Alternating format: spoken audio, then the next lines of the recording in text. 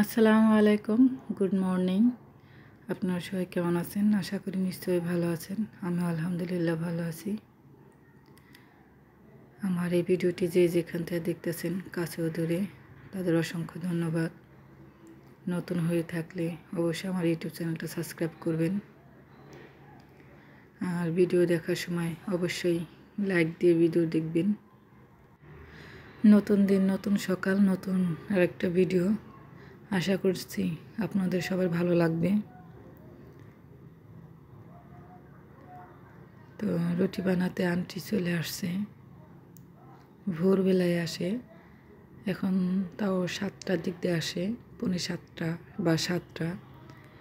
Ryan সায়ানের school বন্ধ, এর জন্য যখন স্কুল খুলবে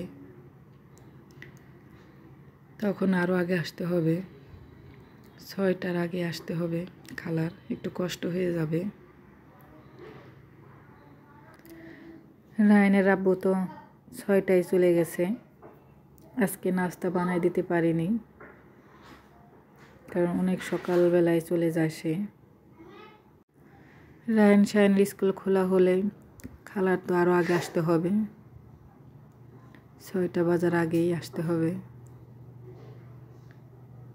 আসলে তো ভোরবেলা ঘুম ভাঙতে চায় না, আমারও ঘুম ভাঙতে চায় না, কিন্তু কী করার, ঘুম ভাঙতেই হবে। খালা তো শুধু রুটি বানায় দেয়, আর আমার ভাজি, চা, রুটি, ভাজা সবে আমারই করতে হয়। খালা আসলে সাথে সাথে আমার উঠতে হয়। খালা রুটি বানাবে, আমার ভাজতে হবে। তো আজকে রায়নাবু বাসায় নাই দেখে আমি ভাজি করিনি, চা বানিয়ে আমরা সবাই মিলে খেলাম। সকালে নাস্তা শেষ, এখন দুপুরের খাবার আয়োজন। সারাদিন রান্না বাড়া, খাওয়া দাওয়াই কাজ আর কি, পেটটাই আগে।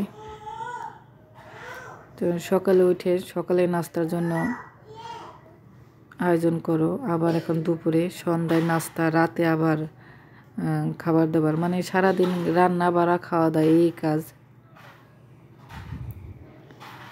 তো বাঁধাকপি ভাজি করলাম, আর হলো গিয়া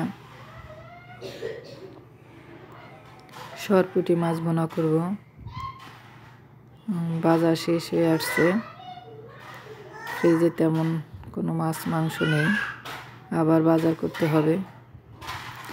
বাজারের কথা মনে পড়লেই কান্না চলে আসে। আবার মাছ মাংস কাটা ধোয়া, মাছ ধোয়াটা কতটা কষ্টের একমাত্র সেই গৃহিণীরাই জানে। ছেলেরা তো বাজার করে এনে রেখে দেয়, এগুলি ধোয়া, কাটা, আবার ফ্রিজে বক্স করে রাখা কতটা কষ্টের সেটা আমরাই জানি। যাই হোক, কিছু করার নেই, খেতে হলে আনতেই হবে। তো এই যে রান্না চলছে, বললাম না বাজার শেষ, এখন অল্প কিছু মাছ ছিল, তাই ওইদিকে রান্না চলছে আর এইদিকে আমার ধোয়া পাকলা চলছে। তাহলে তো কাজ শেষ হবে না। রান্নার কাজে থাকলে শুধু রান্না করলে এইদিকে কাজ অনেক জমে যায়। তো একদিকে রান্না করা লাগে, আর একদিকে ধোয়া পাকলা বাইরের কাজও করতে হয়।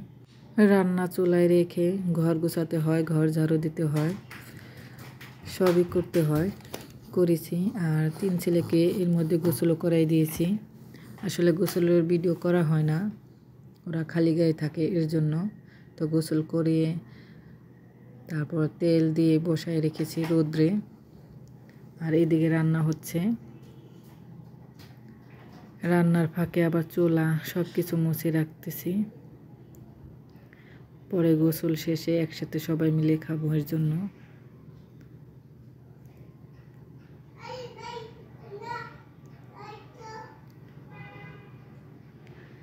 তো ভিডিওটি যদি ভালো লাগে অবশ্যই, আবারও বলছি, লাইক কমেন্ট করবেন। সবাই ভালো থাকবেন। আল্লাহ হাফেজ।